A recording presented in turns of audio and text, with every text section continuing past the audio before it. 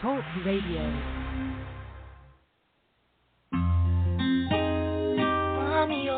This is dedicated to all the mothers who have lost sons and daughters in tragedies.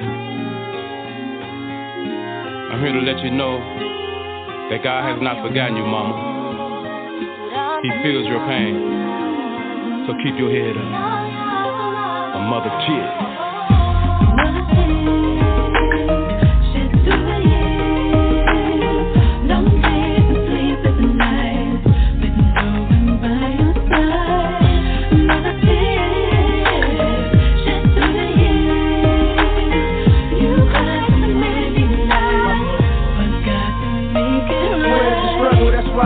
Trying to make it off the muscle. Kinda hard to get paper when a hater trying to bust you. Either that or the police trying to cuff you. My said when I was young, listen, son, man, the streets don't love you. I said I know, cause they don't love nobody. And I hope God watch me, just in case they try to kill or rob me. But I told her, look, don't worry though, cause either way my story wrote. So if they cut my story short, then it was just my time to go. All that's left is lots of memories, but no more hugs and kisses to retrieve. Yeah, and here's the reason. We got those fathers leaving, kids killed cause it's grinding season. No time for cheesing, in the hood raised Doug like it's mining season. All time is needed, tears running like her mind is bleeding. What about those mouths spinning? They got those triggers spinning. You can't be a young black man with a hoodie and Skittles and get backed into a corner, and the reason is cause those things is beaming.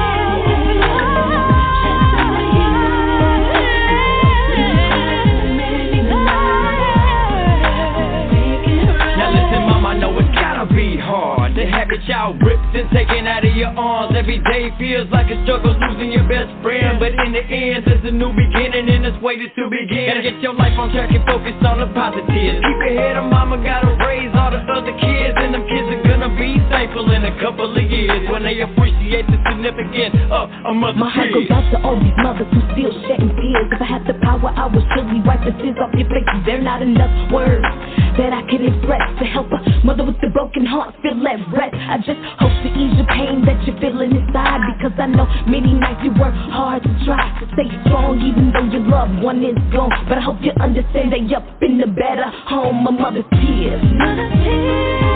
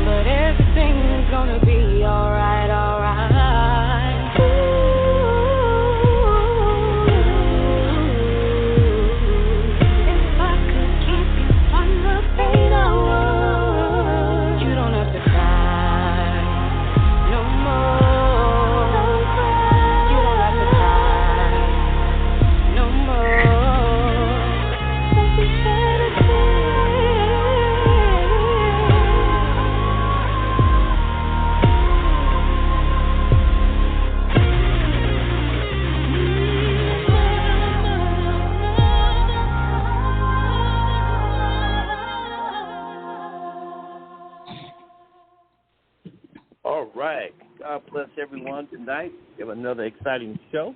You just tuned into 400 Years Entrepreneurship. We're going to be dealing specifically incredible 400 years of black women.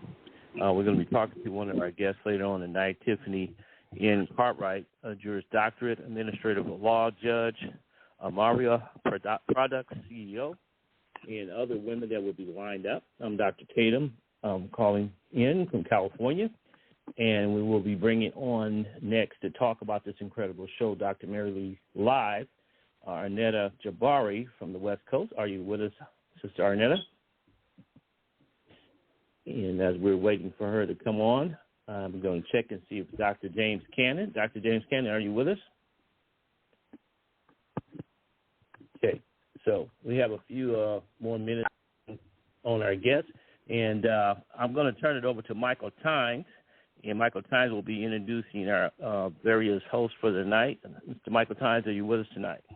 I am. Can you hear me okay? Yes, Michael Tynes is in your hand now, young man, and take us on to the night's program. Appreciate it. So as Mr. Tatum said, my name is Michael. I primarily act as a community advocate for self-sufficiency and socioeconomic opportunity in the Black community, as well as an educator, primarily but not exclusively, on issues facing the community such as socioeconomic disparities and systemic barriers in the community impeding attainment of better health, wealth, and opportunities. And as Mr. Tatum said, before we get into the main topic of discussion, I do want to check and see if any of the other co-hosts, as well as Dr. Mary Lee, are on the line so they can give their introduction before we get into the topic at hand. So do we have Dr. Cannon on yet? Okay, if we don't have Dr. Cannon, do we have Dr. Lee? Hello, can you hear me? I can, yes. Okay, well, welcome everyone. This is Dr. Lee. I want to thank you for joining us tonight.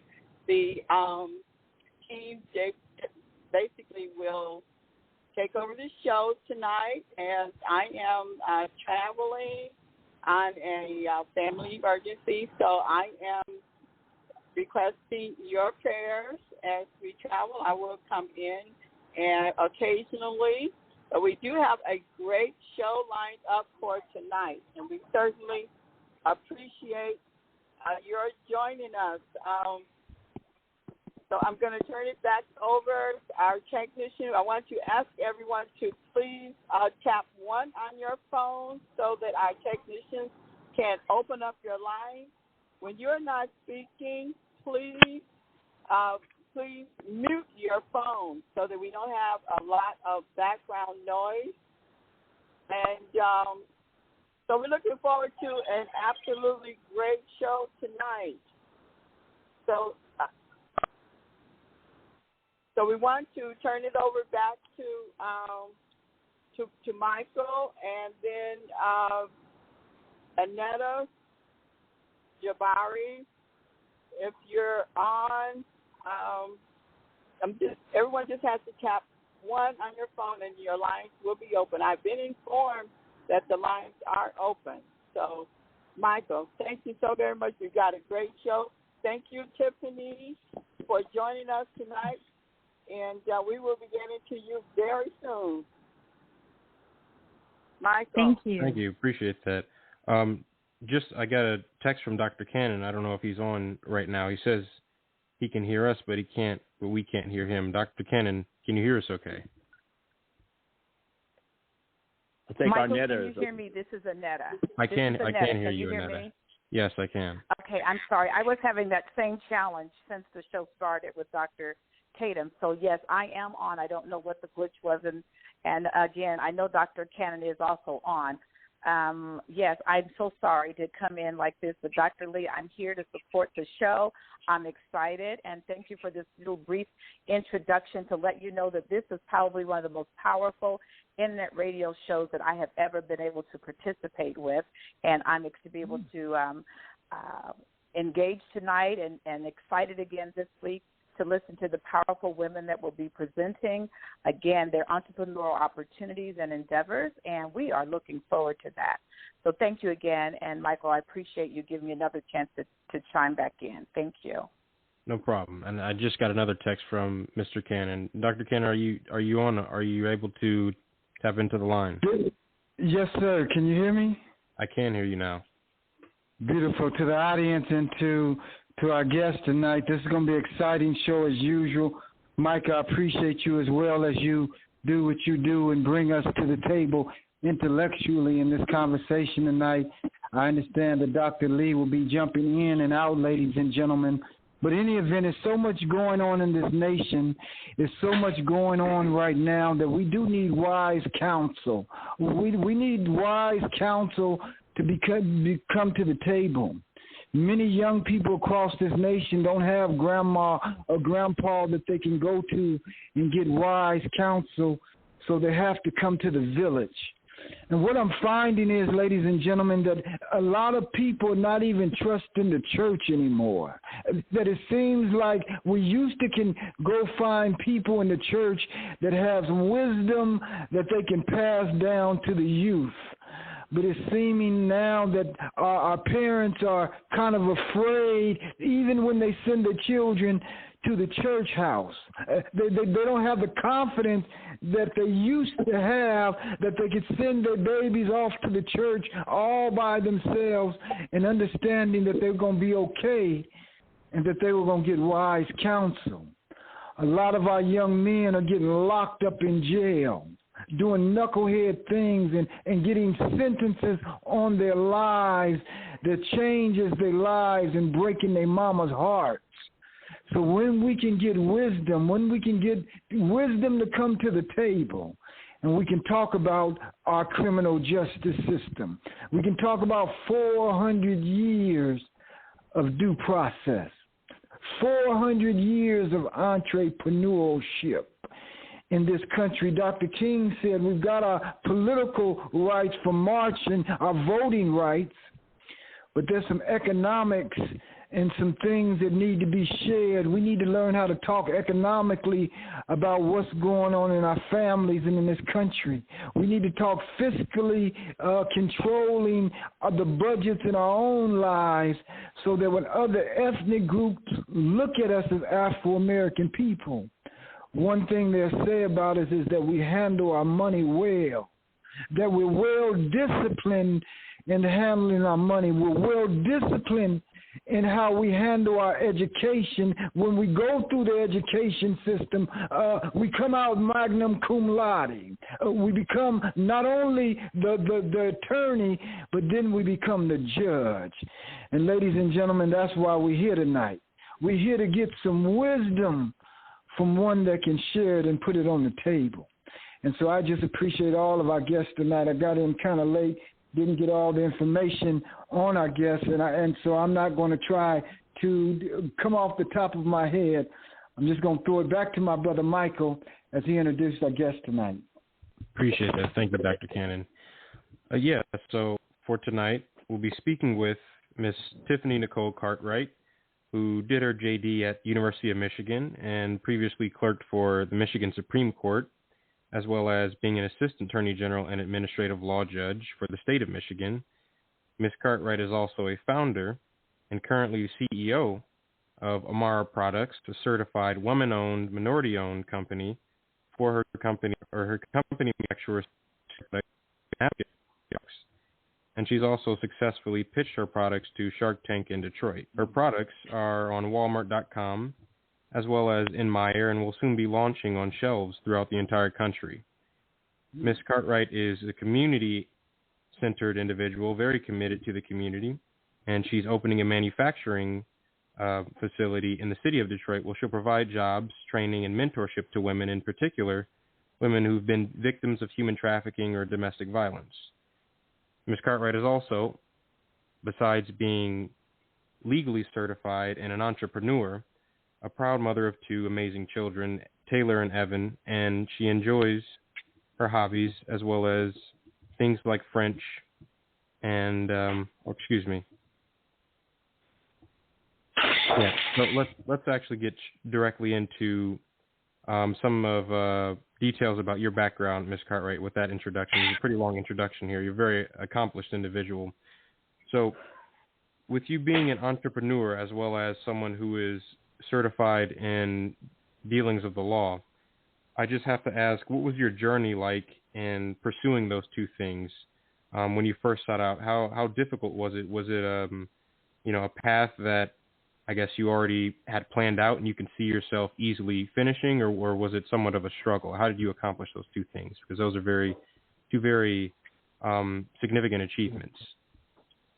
Yes, thank you so much. Well, first and foremost, thank you so much. I really appreciate the opportunity. Thank you for having me on. And that's a great question. And as you said, I actually did not start off. I was not one who grew up as a child endeavoring to become an entrepreneur. There were no business owners to my knowledge in my family coming up. And so I was raised to go to school, get a good job, get good grades, and be successful. And so I had always gotten good grades, did well in school, and actually graduated with a degree in business and became an attorney, not so much because of any alleged prestige or anything like that. I decided to practice law because I wanted to right the wrongs that I saw growing up as an African-American woman in this country. And so that was how the pursuit of law took place. And I had, as stated, worked for our Supreme Court. I served as an assistant attorney general. And because of that, I was invited to become an administrative law judge for the state of Michigan. While working as a judge, suddenly and without notice here in Michigan, due to budget cuts, I lost my job. And so I got the pink slip. I went from presiding over unemployment hearings to collecting an unemployment check, just like that. And so it was at that time, my brother, who's also my pastor and my mentor, he's the founder here in Detroit of Global Empowerment Ministries, an organization that is committed to teaching people in the community how to become business owners for the purpose of bringing change. And he was on the radio doing a radio show. And he was talking, and I felt it was directed at me because prior to that, my daughter, Taylor, who you referenced earlier, my daughter was born with eczema. And so, again, without any aspirations of becoming an entrepreneur, I was a new mom. And I was looking for natural, organic remedies for her skin. I did not want to use steroids or any harsh chemicals or things along those lines. And so I literally got in the kitchen, and I started mixing concoctions, mixing up natural ingredients to cure her eczema, never dreaming it would become a skincare line. Well, I would give it away for holiday gifts, Mother's Day gifts, things like that. And it just so happens that when that job loss took place, I'm at a point where I've lost everything. And it's like, well, where do we go from here? What do we do now? We've lost everything. And again, it was at that time that I heard my mentor, my brother, on the radio, and he says, listen, he said, that invention that's inside of you. He said, that book that's inside of you. He said, those recipes that were given to you from your mother, your grandmother, your auntie. He said, those concoctions you've been mixing in your kitchen. He said, that's a business that you're sitting on. And he said, God didn't give that to you for you to sit on it. He gave you that so you could share it with the world. That was my epiphany. That was my aha moment. And I thought, you know what? He's talking to me. What am I doing here? It's time to pick myself up. Let's go for it, and let's start a business. Now, he offers a free class that teaches you how to incorporate your business. He teaches everyone about your tax ID number, your Dun & Bradstreet, all of that. And so I actually walked through all of the steps that he prescribed, and I started that business. And it just so happens that around that time or shortly thereafter, he announced that Shark Tank was coming to Detroit, and they were looking for people to come and pitch their products.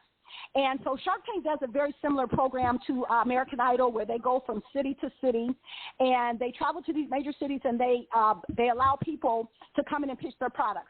So here I am with this skincare line, these products that I've been giving away all this time, and I decided, again, I've lost everything. What do I have to lose? And I actually took it down to Tech Town here in Detroit and was able to pitch it to the Shark Tank team successfully. So that was super, super exciting. I have not gone to L.A. yet, so I don't have an episode that I can tell everyone to look at. However, I am still believing that, I will be traveling to L.A. soon, and I will actually be presenting the products to the actual sharks there in Los Angeles. Additionally, he announced later that Walmart has a supplier program where they invite people, business owners who have products, to come and pitch their products at their headquarters in Bentonville, Arkansas, as part of their Made in America campaign. And so, again, with the same attitude, let's go for it. What do we have to lose? I traveled with my son, Evan, and my mom, who I hope's on the call right now as well. We drove down to Bentonville, Arkansas, and I actually was able to pitch my products, those safe skincare products, to buyers, and I was able to successfully pitch those products and get a deal with Walmart to place the product in stores. They tested one of them, and they're now going to be launching in week 32, which is coming up very soon. They'll be launching of those 7 products on store shelves throughout the country.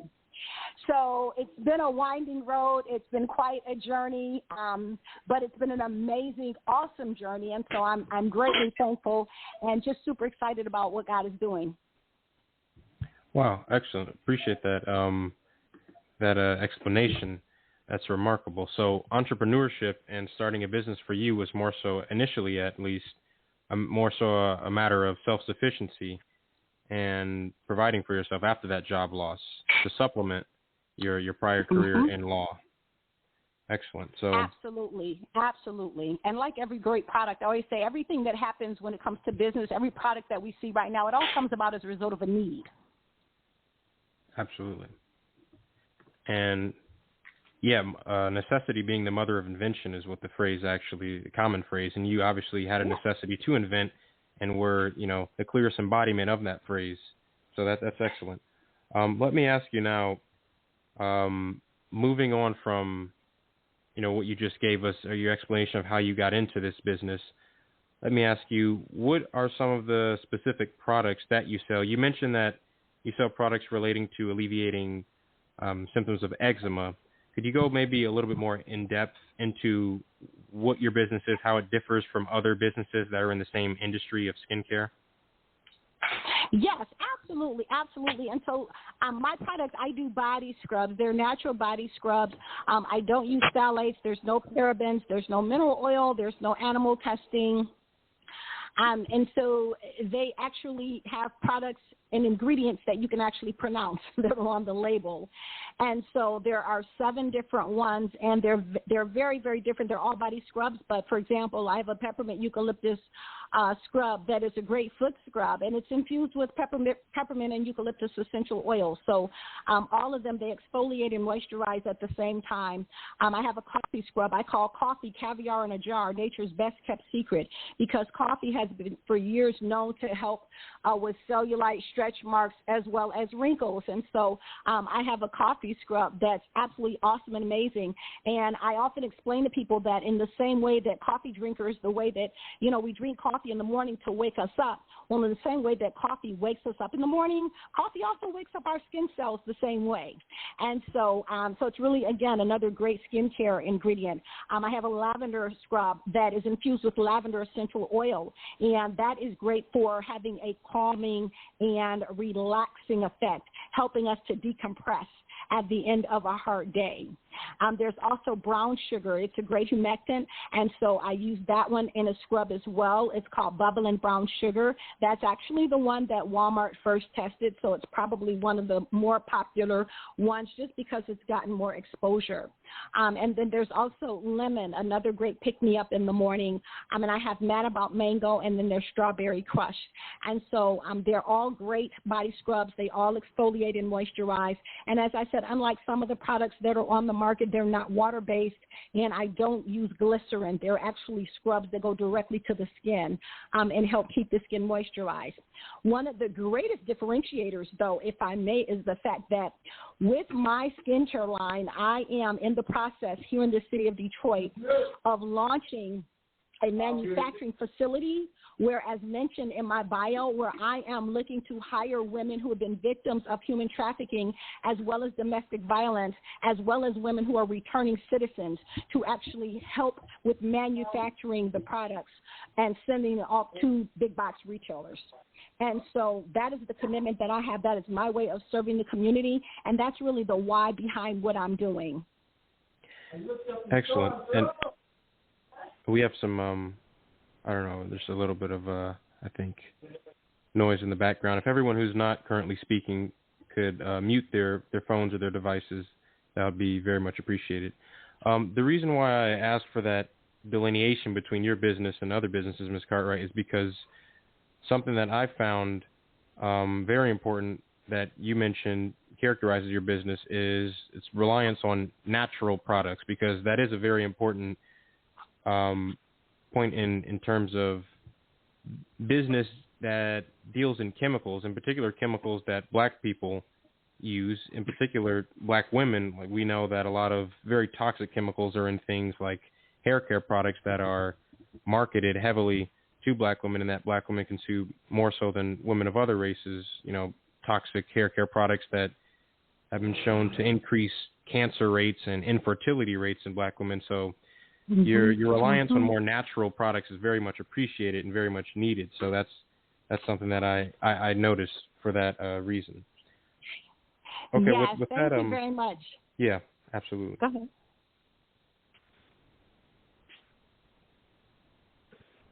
Oh, you can go ahead.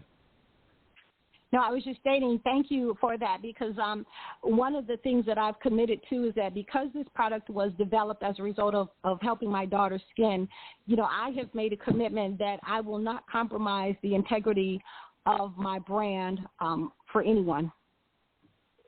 And there's no deal that I want to see. I had to make that distinction clear to a buyer in speaking and saying that, listen, these products, I'm not going to substitute and swap them out for cheap, dangerous ingredients, because that defeats the whole purpose for which my business was founded in the first place.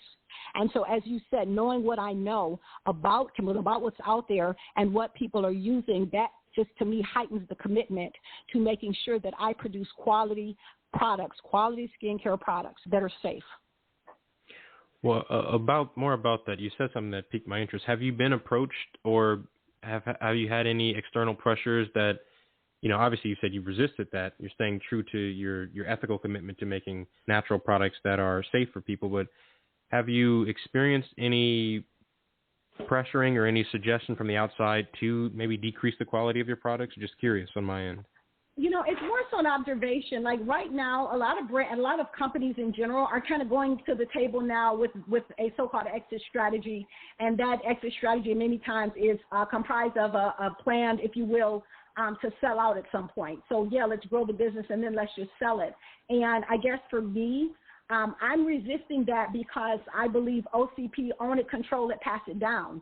And so, oftentimes when we think about growing it for the purpose of just selling the business, what we don't understand is that when you sell that company, you give up that ownership. You're also giving up the power that you had. In other words, if I just grow my business and my exit strategy is to sell it to ABC, some big conglomerate, what I have to understand is that when you make that decision to sell, that big conglomerate ABC company, they may not have your commitment to helping your community. They may not hire people that look like you. They may not care about returning citizens or women who have been victimized by domestic violence and human trafficking. And so when I say, that's what I'm talking about when I say my commitment is that I'm not trying to grow my business with an exit strategy that I'm going to dump it for $20 million so that, and let that company compromise the integrity of the brand. One of the great things about starting from where I am is that I control my formulations. I control what goes into it. When you sell, again, with an exit strategy, sometimes, again, I'm not trying to throw shade at anyone. People do what they do, but I'm talking about myself personally. I have no desire to sell to a company that may or may not maintain the integrity of my brand, that may or may not use the same ingredients that I've committed to using, that may or may not give jobs to the people that I've designated that I want to help. Absolutely. Excellent. Very powerful. Let me ask you now, what are some of the successes that you've seen your business accrue, some of the successes perhaps that motivate you to continue on this path? How successful has your business been, would you say? It's been absolutely amazing, and I give God all the glory for it. The fact that my first, deal, if you will, with a big box retailer was Walmart. There have been so many people that have looked and been like, how did you get Walmart? You don't start with a Walmart. Walmart is your end game. And I just say to that, you know what? You don't know the God I serve. When there's a purpose that's bigger than you and you understand that it's bigger than you, then you know that with God, and I truly believe with God, all things are possible. And so, yes, the Walmart door has been open. Yes, here locally, the Meijer door has been open. Yes, there are other retailers that are opening doors. And I'm thankful for all of that because it has been absolutely amazing. I know that there are many people who have products. Lots of people do body scrubs, the whole nine. So just to have these type of opportunities present themselves has been nothing short of amazing. The same with Shark Tank, to be able to pitch it here in Detroit and to get a yes from them. It's been amazing.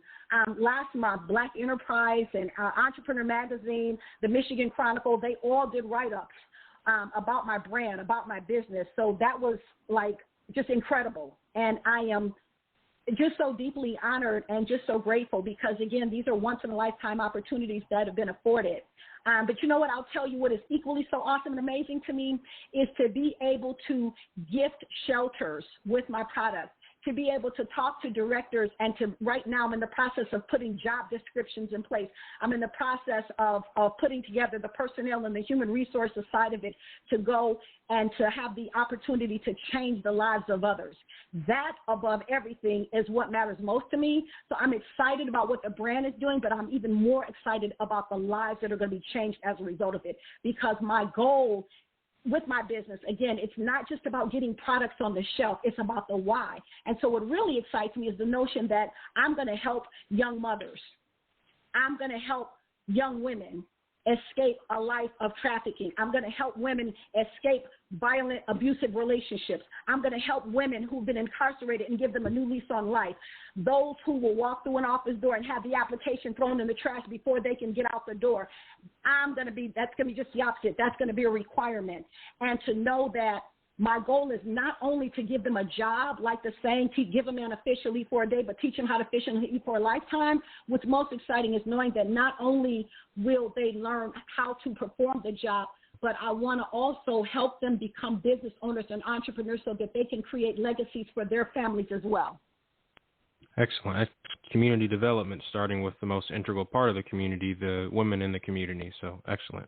Shifting gears then towards that side of your business, side of entrepreneurial work, what would it look like? You don't have to get into any more specifics than you want to, but if you're bringing in a young woman who's been victimized by, let's say, human trafficking or domestic violence, what does it look like at an entry level when they first come to your business? How do they get started, and what are their options? Right, and what's so nice is that I'll tell you, I know how to ship products and get them in and the whole nine. But for some reason, I just believe, again, it's been guys kept me in the beauty business. And I think the reason is because it's already something that women are naturally interested to. These products, they smell amazing, they work amazing. And so it's really, I like to call it fun, the manufacturing process, because it is fun and it's a great product. And so they'll be able to come in, and what's nice is that you don't have to be a chemist. You don't have to have any particular educational background or anything like that. There'll be something for everyone to do. So these are entry-level positions where there's absolutely no experience required at all. And for those who may be able to bring something to the table, then we'll accommodate that as well. But for the most part, like I said, when you come in, there won't be any, there's no requirements of any educational background or anything like that. They just have to have a willingness to come to the table, to show up and come to work. And I'll tell you, honestly, the job part of it is actually just the tip of the iceberg, because, as I said, I also want to provide the training.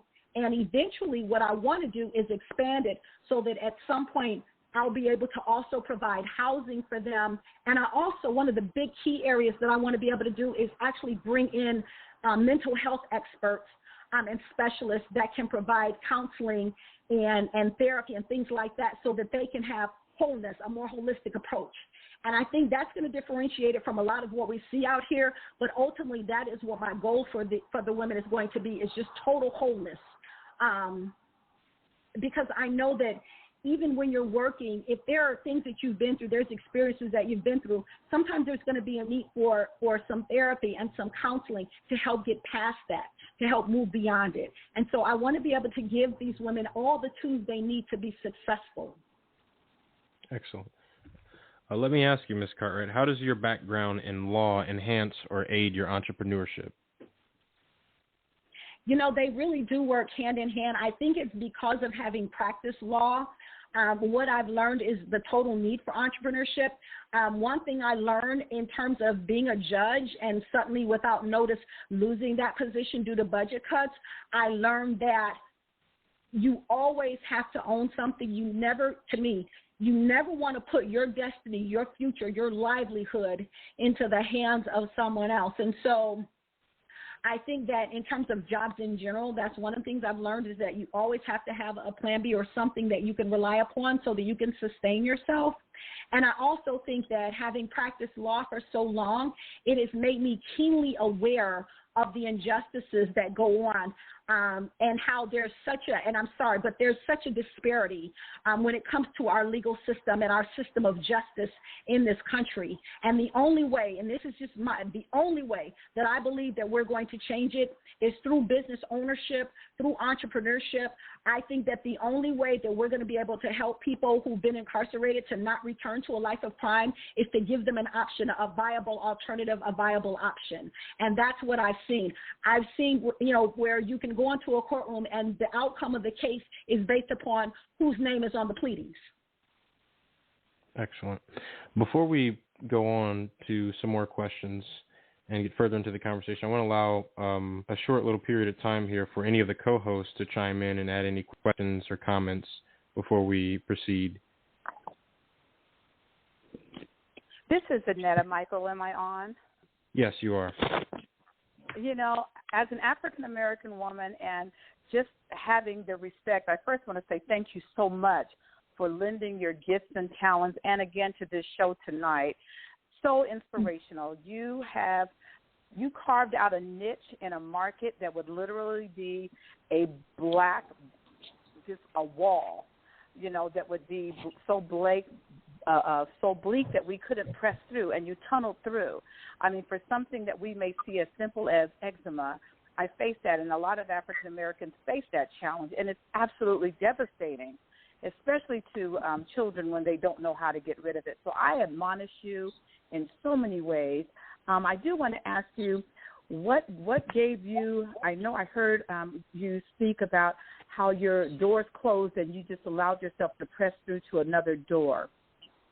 The gift of being able to help women that may not be able to pull up those bootstraps, is that some sort of an area that you'll set up within the employment area that you want to provide income and opportunities for people that may not have that? Is that one of the counseling sessions or components of what your company will provide? Absolutely. So, yes, we definitely want to provide those jobs because, again, if people can't take care of themselves, if they can't feed their children, if they can't care for their families, then it's really hard to communicate anything else. And so that's why I'm starting with the finances to give them the income that they need.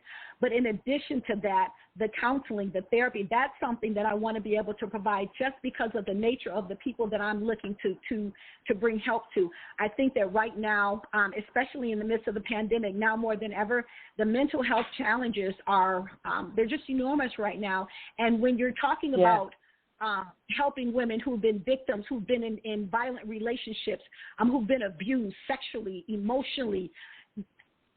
Yeah. We've got to give them what they need, again, to be whole. When that pain is there, when they've been through that, that's not something, when you may walk out of the prison, that doesn't mean that all those experiences that you've been through, they don't just fall off. And so my goal, again, is to provide total rehabilitation, if you will. And oftentimes, I believe that if that mental health component is not there, if we don't get them the support that they need, then I believe that it opens up the opportunity or the temptation, if you will, to resort back to whatever it is that they've been delivered from. And that's what I want to avoid. Right. Yes. Absolutely. Outstanding. Yes. Thank you so much. Absolutely. Thank you. And before I let it know, I have a question if I could jump in. This is Mr. Cannon. Well, go right ahead, Mr. Cannon. Ma'am, I'm so very impressed for a whole lot of reasons. I believe that, we have a lot of the answers for our problems, but we also have a lot of the excuses for those answers. My question is, in your rise to come through the education system to the point where you could, go into judgeship, I'm curious,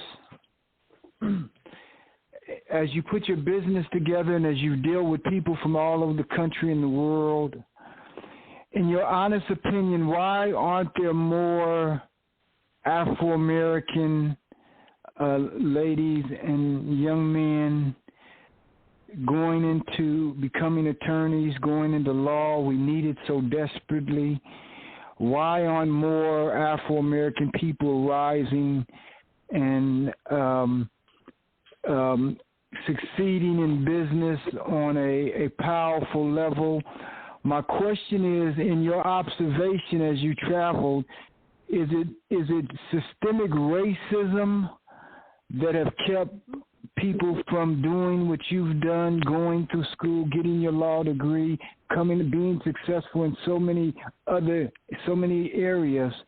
In your observation, are we fighting with systemic racism that's keeping our children and grandchildren down from succeeding here in America in the 21st century today? Is that our problem? Oh, it absolutely is a problem. When you, for us, when you as a black person, when you go to law school, first of all, we'll even backtrack to even the application process.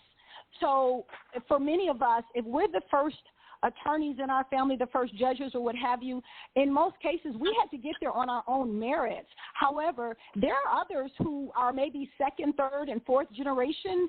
And, like here in Detroit, I say this all the time when I look at art, and they run ads constantly. But when you look at these firms, and this is what we have to understand is going on. So we have, and I'm not throwing shade on any community or anything like that. I'm just saying this is the way it works. So we have a very prominent firm in Michigan, and they say it's the first family of law.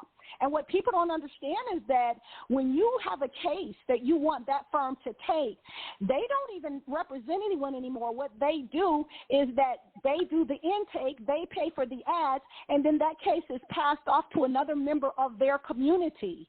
And that's the person that's actually going to handle the case for you, not the one you see on TV. It's chances are it's going to go to someone else, again, who is from that same community.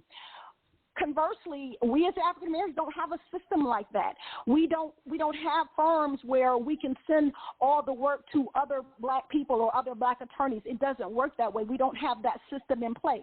And so when you look at it that way, and not only that, even the representation at the big firms that you see running the ads all day, most of them, I can tell you, in many cases, there's not one African American person, period, attorney on staff, male or female. When you're talking about the LSAT and the admissions process, when you are third, fourth, fifth generation Harvard Law, guess what? Harvard's not going to turn you down. When mom, dad, grandpa, or whoever has their name on buildings on the campus, guess what? You don't have to bring anything to the table. You're going to get in. You're going to get a yes, and you're going to graduate. When the time came around for the bar exam, we found out there were people who had copies, not us, of course, unless we were able to connect with someone who had it, but there were copies of bar exams that were literally floating around that most of us did not have access to, unless, like I said, one person got a hold of it and was able to share it with other people. And so those are, as you said, systemic racism and issues that have gone on, and for, like I said, since the beginning of time, and will continue to be that way. Now, when it comes to entrepreneurship, I really think that the reason why we also, like my brother says oftentimes, we lead the nation when it comes to poverty, unemployment, incarceration, recidivism, but we also have the smallest number of entrepreneurs. Part of that, I believe, is an exposure issue as well. Because in many of our families, when you think about it, when we're raised, we're told, get good grades and get a good job, especially here. This is the Motor City. We're the manufacturing top. So chances are someone in your family worked for the big three, and that's what brought them here from the South. They migrate here from the South, and they got what was considered a good job. And so if you were able to get a good job, buy a home, buy a car, put your kids through school, then that was it. And so entrepreneurship was never really put on the table as an option. When you're in school, there's not, and it may have changed a little bit now, but I know coming up for me, there weren't entrepreneurship classes that you could take. There was nothing to teach you how to own or run a business. And there's so many, even within the bounds of entrepreneurship, there's so many things that we just have not been privy to. There is certification for businesses, minority-owned businesses. There's the $1 billion roundtable that commits $1 billion to black-owned, minority-owned businesses that we don't even know about. There are organizations that exist that most people don't even know about. And so it's like entrepreneurship has been the world's best kept secret. And when you're the first one that's in your family, it's a tough area to break into when you don't have the support, when you don't have the knowledge. And so one of the things that I'm so thankful for is here in Detroit, we have the organization that I mentioned before, Global Empowerment, where people are literally coming off the street and learning how to become business owners. It's not that we're not capable. It's not that we're not competent. It's not that we're not qualified. We just have not been exposed. We have not been taught. And that's the only difference. There's trained and there's untrained. So there's no lack of anything. We need the knowledge. And what it's also incumbent upon us to do in order to change that or to break those chains of systemic racism is that we have to support one another and we have to work together. One of the things that he says is when that door opens for you, you don't let it close behind you. When the door opens for you as an African American, you put your foot in that door and you hold it open and you bring as many people over with you as you can. And so because of that, that's what's been imparted in me, and that's what it's my goal to do. We have a group of women, other fellow black woman entrepreneurs who are on the call right now, and all of us, we are a team, and we are going on to big box retail stores that are opening in Detroit in September, and all of our products are going to be showcased, all of us, black-owned businesses. Why? Because of sharing the opportunity, sharing the knowledge, sharing the information. We have to change it. Nothing's going to change. Yes, there's systemic racism, but the bigger question is, what are we going to do about it? This is Dr. Lee. I want to jump in here. This has just been awesome, and I want to just thank you all so very, very much that you're here. I appreciate you all so much, and I think this is a very good time for us to hear from your team of incredible women who are here with you tonight.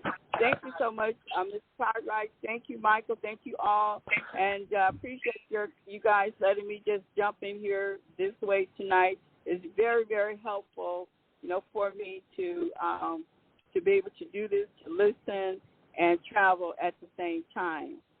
So everyone's lines are open, Michael and Dr. Cannon and Dr. Tatum and Annetta. Thank you so very, very much. I just love you guys. So let's we've got probably 10 at least, incredible entrepreneurial women here, and we want to hear from them. Thank you, guys. Absolutely. I'm not sure who's controlling the lines. I don't know whose line we want to open up first. I don't have control over opening. Actually open. They're all actually open right now, and so I don't know how. I'll facilitate it. Y'all facilitate it too for you. Ms. Cartwright, since you know who all is there with you, maybe you can just ask each one, call them by name, and then they can chime in. Is that okay? Yes, absolutely. And I don't control, but if there's anyone who is on that's from Global that has a product that's going into Amarra that would like to share your experience, talk about your business and the upcoming amazing opportunity, please feel free to chime in. Okay. Good evening. Good evening. Yes. Okay. Go ahead, Jackie. This is Charlotte. Go ahead, Jackie. Yeah, my name is Jackie, and I'm the president and CEO of Crystal Active Skin and Hair Care. Well, I would like to just talk about briefly not only why I got started in business, but Tiffany did such a good job representing us. For one thing that we find, and we decided that we wanted to do our own factory, is that because of racism, we haven't been able to find a contract manufacturer that is willing to work with us, because we are small businesses, and this is one of the major problems that we run into. So they're not willing to work with us. They're not willing to produce our products based on our standards. They do, for the most part, want to interject their formula based on what we give them.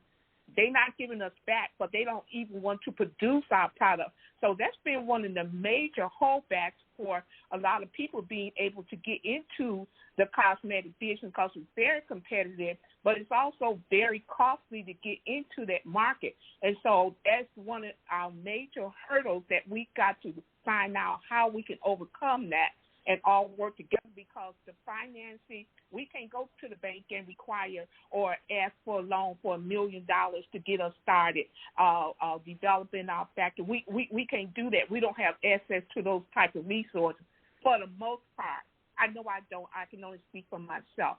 But it's still something that we need, and in order to get your products in the big spot stores, they do require that you use a contract manufacturer, and that's been one of our biggest hurdles that we have not mastered yet. Thank you. And Charlotte, were you on the call too? Yes, I am. Good evening, everyone. It's good to hear from everyone and share the stories, and thanks for your time. My name is Charlotte Oden, and I'm the owner of Clear Choice Premier Products. My company is also certified through the NMSDC, Women-Owned Small Business, the Hub Zone, and the SBA.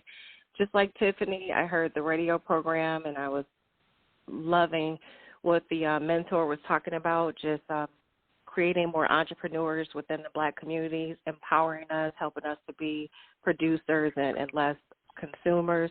So I actually went into the meeting, which is absolutely free. I learned how to start my own business, how to get it incorporated, how to get it certified through all the organizations that I just mentioned. Also, my products are in stores, so the primary business of my company is mass supply and distribution to retailers nationwide, and we help them add incremental dollars to their bottom line within a 30-day period. So my products are plastic, disposable tableware products, like plastic cups, plates, bowls, so your everyday household essentials, so people buy over and over again.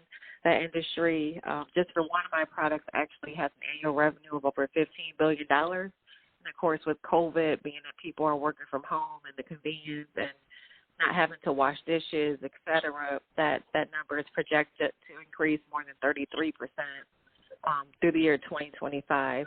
So my company, again, just like Tiffany, my mission is to empower people within the community by creating jobs and also training up other entrepreneurs. I have products in Walmart, like Tiffany, and then because Tiffany, just like she said, she made the connect within Meyer and left the door, stuck her foot in the door, and pulled all of us in. And she's continuing that work. There's a group of us that's on the call today, but she's also continuing that work along with her brother, Mr. Cartwright. The entire family is doing some amazing things, all for free, to train people within our community so that we can all be empowered and have longevity within our families and be able to pass it on and use our dollars to actually bring change within the communities. So that's pretty much it. I don't want to go on too much longer, but thanks, everyone, for your time and for having us tonight. Thank you so much. Thank you. Anyone else on the call from team? Hi, Hello. it's Kimberly. Hi, Kim. Hi. I'm Kimberly Jones, and I'm the owner of Epic Infants. And Epic Infants is a provider of organic baby wipes. That was our first product, and that's what the product that I started with. And from the baby wipes, I expanded the brand into an organic cleansing wipe and also an organic antibacterial wipe, which became very popular during the COVID-19 pandemic. And like everybody else on the line, like Tiffany, I am a product of Global Empowerment. I heard the broadcast on the radio one Sunday morning. I was actually looking for some gospel music, and there wasn't any on. And I heard the gentleman, Mr. Cartwright, talking about entrepreneurship, business, how it's possible, the history, and how much money the Walton family made. So, of course, I went to the meeting, and from there I learned how to pick a product and market it. And the reason that I chose the organic wipes was because I actually was providing home care services to the urban community, to the underserved in the metropolitan Detroit area. And these moms wouldn't let me come educate them on their health and nutrition because they were concerned with other things. And they needed things like wipes and diapers and socks and bibs. So I just started keeping these things in my car. And when they would tell me they don't want to have an appointment with me to discuss their health, I would ask them what did they need, and they would say, well, I need some wipes, or I need some diapers. And I would say, well, let me bring them to you. And I use it as a way to allow them to educate me. And from there, my business was birthed. And what I would like to do with the Epic brand is that I would like to help young mothers, such as the community that I started off serving. And I'm very passionate about homelessness. I go on the streets and I donate my wipes to the homeless people. I want to eradicate homelessness in our city. Amen. Amen. Thank you, Kim. Thank you. I appreciate you, Sister Tiffany. Absolutely. Absolutely. Absolutely. Thank you. Anyone else on the call that hasn't spoken yet? Hi, Tiffany. This is Ellen Lee. How are you? How's everybody tonight? I've been with Global Empowerment Ministries for 3 years, and it's been an amazing journey. I was scared. You know, I was brought up also to go to school, get a good job, but I took a different turn. When I got caught up into street life, and I did 7 years of prison, federal prison. I knew there was a calling on my life. My parents didn't raise me to be out in the streets doing things that I shouldn't be doing. So I learned from that experience, and the good thing about entrepreneurship is that you can have a felony and own a business. So I came to Global Empowerment, similar like Kim did, and I constantly just learn and study and learn and to the wee hours because I know it was a calling on my life, a purpose. My business is food and beverage, and what it brings to me as when I was a kid growing up, my mother's from the South. We sat around, cooked, pick vegetables in the South, in South Carolina. And so food, bringing that unity back together as a family whole. So I'm in food and beverage. My products are going into Myers as well. And thank you, Tiffany. We are humbly grateful for this opportunity. And I am, because I refuse to go back to what I used to do. And God changed my heart and my mind, and I renew my mind every day. So my product is barbecue sauce, for one. I do have a Bloody Mary mix, and Myers also want me to develop my seafood gumbo. So, and my philanthropic part of my life is bullying. I was bullied as a kid and some of my adult life. So that's a passion of mine to get my nonprofit, which is Invisible Pain, and work towards, helping children cope in this new day and age. And also, I've been envisioned to have a factory of myself, of my own, to help employ other people, and partnership with Sister Tiffany with entering citizens, women coming back into society, because believe me, it's very, very hard, and it's so easy for them to turn back because they can't feed their families, they can't survive, and they go back to the streets. So that's a little bit about what I want to do, and I also have another company, and it's called Amelia Grace Collections, and I sell sunglasses and optical wear. So I'm a little older probably than everybody on the call. I'm 64, but being under the word, I was told not to give up. And there's so many scriptures in the Bible about us being entrepreneurs. All we have to do is be obedient and do, I wish I had followed the directions of my parents, and I wouldn't be there, but I might not be here where I'm at today as an entrepreneur. So I'm not going to take up everybody's time, but I wanted to express myself and let you know, our hearts are in it, and it's about the heart and what we have for our people, because our kids are straying away, and we have to bring the village. As Dr. Cannon said, we got to bring our village back together again and take care of our people. So thank you for the opportunity to speak tonight, too, Tiffany, and all the other guests that's on here. And our great mentor, Thank you so much. Yes, thank you, Ellen, so much. Yep, thank you. Do we have time for more, or should we turn it back? No, keep coming. Okay, thank you so much. Thank you. All right. Anyone else that hasn't spoken yet that would like to? Go ahead. Hi, this is Crystal Wilson. Hello? Go ahead, Crystal. Oh, hi, everybody. This is Crystal Wilson. I am a licensed esthetician, and Tiffany Cartwright is my mentor.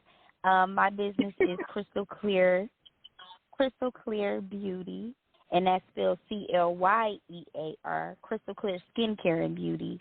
And I met Tiffany in the most faith-based way. I met her through Facebook. I seen she had an ad, and she was trying to teach people how to get their products into stores, but she didn't know that I was already doing it, but I was stuck at a point.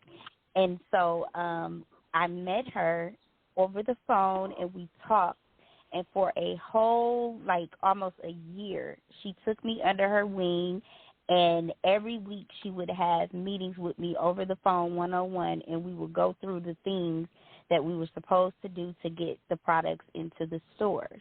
And then I met these wonderful women that are on the phone, and we would make baskets and send them out to Target, and we would send them out to all these big retailer stores. We didn't know where these products were going to end up or whatever. We just used our faith. And by knowing these women and Tiffany, my faith have just grown, stretched, and I ended up getting my products on Walmart.com as well as Meijer, and she really does do what she says. She leaves that door open, and I watch everything that she does, and because of that, I'm doing everything that I can to do the same thing, hold the door up for other women. And my goal as an esthetician and a business owner with Spaland Mobile Spa, we want to create a 501c3 to help women as well, homeless women, to help them get back into the workforce.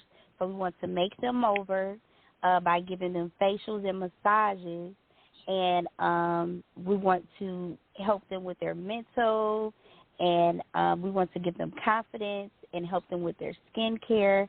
And I want to do that because I've watched Tiffany take young women and other women, and help them with their confidence, because when you have a job or career that you're passionate about and that you have a purpose, it makes you want to do better in life. And I'm leaving a legacy for my girls. I have 2 girls, and this has been awesome and amazing being on the phone call with these women on Zoom calls. We have strategies to get in these big retailer stores, and I am just so thankful that I have met Tiffany and these other women, and I am so excited about this warehouse that we're trying to get into, and I just hope and pray that it doesn't take any longer.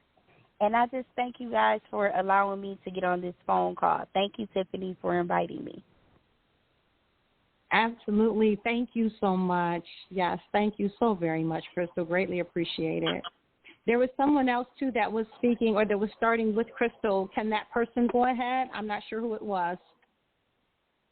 Yes, it was me. Hi, this is Charity Shorter, and I'm the owner and CEO of Naturally Being Me. I just want to thank everybody for the opportunity tonight to be on this call. I won't hold you long because basically everything that Tiffany has said with her whole ambition and mission to be able to bring change is basically what my business is embodied around. As you know, the name, I'm going to say the name again, Naturally Being Me, is basically about self-love and confidence. I sell hair care products that are all natural and organic that actually help to grow your hair back in as little as 7 days. And I basically started this business because I had a bout where my hair fell out and I lost confidence. And I also grew up, basically we were pretty much taught to hate ourselves and not like our hair to be nappy. I was always putting like perms and processing my hair and doing all kind of different things until eventually, one day when my hair fell out real bad, I started this business. I started researching my hair as an African-American woman. I started looking at the products, the ingredients that I was putting in my head, and it just changed everything because I realized I was actually taking things that was putting things in my hair that was actually causing my health to deteriorate. So after that, I said, wow, I need to start actually doing something. So when I did, I started in my kitchen just like Tiffany, mixing up things in batches, and I was doing it, and my hair just started thriving and growing. I went completely natural. I had cut all of my hair off, and it grew back all the way back past almost waist length after that. And then I just was just like Tiffany, giving out my products to the family. Everybody like, whoa, how your hair grow, how to do this and this and the other. So eventually I was able to sit back and I looked and I said, wow, I can really start a business with this. And I have helped so many people that had alopecia. I mean, just to give a small testimony real quick about a young girl who was wearing wigs because she had alopecia and she was only 7 years old at the time. Her mother started using my products, and in 21 days, this baby hair was bald. In 21 days, this baby had half of her hair back on her head. She had a few spots that wasn't there, but after 3 months, she had a head full of hair, and this child was diagnosed with alopecia, and she tried every product. This baby did not like wigs. The baby had to wear wigs. She was snatching the wigs off because it was hot during the summertime. She hated those wigs. I just recently seen her in one of the local beauty supply stores because I'm in like 7 or 8 different beauty supply stores locally here in Detroit, Michigan. The child came up there. She was a living testimony sitting right here before me, head full of hair. She had the biggest smile on her face, and that just brought so much joy to my heart to know that I'm able to serve people at a higher level and be able to do something that's impacting so many lives, because when you lose your hair, you lose your self-confidence, and a lot of times that child was getting bullied, and kids begin to, commit suicide and all kind of things like that, which brings me to my why in my business is that I have always dealt with the youth my whole life. I am an evangelist, and I have had children that have been underneath me, and I just feel like if you train a child up in the way that you go, they will not depart far from the truth. And I believe if we can catch our youth at a young age and be able to sow into their lives, and that's is why I'm trying to start a nonprofit organization also, and I'm hoping that this business will pave the way for that, which will be Kingdom Ambassadors, where we can actually sow into our children, because if we grab them at a young age, we'll be able to have them to come out to make integrity-based decisions that will not land them into the place of drugs, crime, on the streets and going back and forth into the prison system, because it is just a repetitive cycle that continues to happen. But I feel like if we start from the bottom, we can definitely get them to the place they need to be. So just that's basically what my business is and why I'm trying to do what I do. And I'm going to keep pressing, and I'm just thankful for all the ladies that's on the phone with me, that my whole circle, we work together. We are hardworking, moving forward people that just believe in the bigger vision, and we know that we can't do nothing without God, so we just keep pressing. And I just love these ladies, and I just continue to pray for them, and y'all just continue to pray for our business, and that's basically it. Amen. Thank you. Thank you so much. Thank you, Charity. Yes, thank you. You're most welcome. Thank you. Yep. And was there someone else that was speaking? Tiffany, what I forgot to do, I just gave the name of my business, then I start talking about one of the obstacles that, but I didn't talk about my business. I started my business back in 2015 as a result of me spending over $34,000 above and beyond what my insurance company paid for me to go. I was diagnosed with alopecia, severe arthritis, where they wanted to do surgery on my knees. I became a diabetic in 2012, and being a diabetic, you have extremely dry skin, and so I said, I went to all of these doctors, and I said, you know what? An epiphany came over me and said that why don't you make your own product? So I have 36 organic products. I have products for the hair, to grow the hair thickening oil. I have a moisturizer for the face for as you get older, your face loses the elasticity. And so I have one for smokers and one for non-smokers. I have several body moisturizers, but I have 25 fragrances of whipped shea butter. And when you put the whipped shea butter on, your body stays moisturized and it smells good the entire day. And there's a piggyback on that. I went to my podiatrist today, and he said, oh, your feet smell so good. What do you have? And I just happened to. Tiffany's mother always advise us that whenever you go out, you make sure you take your samples with you because you never know who you may run into. So the podiatrist asked me, what did I have on? I told him about my business, and he said, do you have a business card? And I said, not only do I have a business card, I have a sample. He said, is it okay for me to use? And I said, of course. He put it on. He said, oh, my God, this smells so good. We ordered something that we sell to go on people's feet, but it doesn't smell like this, and this is oily. This is really nice. He said, you know what? I think I'm going to pick you up. And I said, hallelujah. So I'm just saying that, I came with these products, and the reason why I came up with them because of all of the ailments that I was diagnosed with. I knew when I started doing my research because as undergrad, I was a biology major. And so I said, let me go back and put that hat back on and start creating products that not only benefit me, but so many other people throughout the world. And so that's the reason why I came up and decided to business and saying to everyone else about creating jobs and helping people. I do a lot of community service and work with women for the Christmas holiday. I donate to the Angel Tree program where the parents or both parents are incarcerated, and we buy the kids. We adopt at least 50 kids for the holiday season and buy them toys and educational things to keep them going throughout the year. So I believe in that. I work with seniors, and I just do a lot, and I enjoy it. And Tiffany is a beast. I mean, she is a drill sergeant, but we all have benefited from her knowledge, and we are so grateful and thankful for her. And we should have more people because we have to, in order for us to see, we have to come together as a race of people. Thank you for allowing me to speak. Thank you so much, Jackie. Oh, you're welcome. Oh, yeah. This is Michael, co-host of the show. I just wanted to interject here because I felt like there was an important point of note that I wanted to deliver about some things that were said in regards to Miss Cartwright's, entrepreneurial endeavors.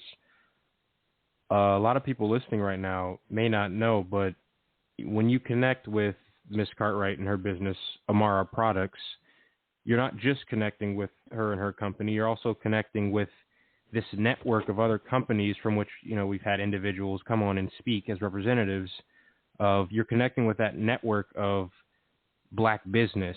And the reason why that's important is because, as Ms. Cartwright mentioned from her experience, seeing what I would describe, I don't think she described is this, but nepotism in the legal world,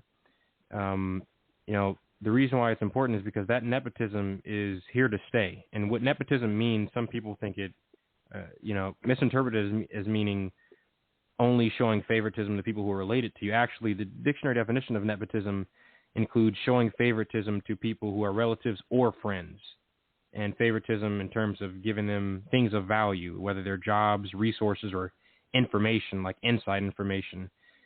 Other groups in America, other racial groups, are in-group preference, are nepotistic. They're giving knowledge, they're giving resources, they're giving heads ups, they're giving jobs to other people within their in-groups. And they may not be as upfront with it because most other racial groups in America are more passive-aggressive than African Americans are, than black people. Doesn't mean they aren't doing it as much. In fact, functionally, they're actually doing it more. They circulate their dollars and their money within their community with their own kind far more than we do functionally, even though, you hear a lot of black people, at least verbally, talk about how important black business is. Functionally, we still do we have a long way to go when it comes to circulating our money in our community because groups still do it far more than us. They just don't say it as much. So this is very important because Ms. Cartwright represents the ability for us to start, emulating that nepotism, emulating that in-group preference that we as a community are just going to need in order to survive and thrive, because she represents a connection to a network of black entrepreneurs and black business owners that you could go to if, let's say, maybe you don't find a product or you don't find a service offered at her business. That's okay, because she's connecting you to other black businesses that you can go to as well. So that's the importance of. I just want to stress that because that's very important about a very important point about what this network is that you've actually been building and you've been recruiting people to help you build. Just for people in the audience who may not have recognized that. Mm-hmm. Yeah. Beautiful, Michael. Can I jump in right here too? Absolutely. Miss Tiffany, outstanding. A group of ladies. This is James Cannon. I have 5 sons. Nick Cannon is my oldest son. And so my heart goes out to men across the nation, our young men. Many of our young men, it's a crisis in the nation with young men, Afro-American men. But these men are birthed and most of the time raised by powerful mothers.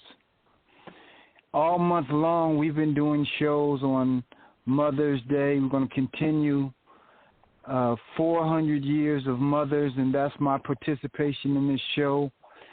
I guess we had the privilege to start this show over a year ago, every week being consistent. Powerful speakers Dr. Lee have brought to the table. Michael have pulled from them and educated and shared and set a beautiful platform, Dr. Tatum.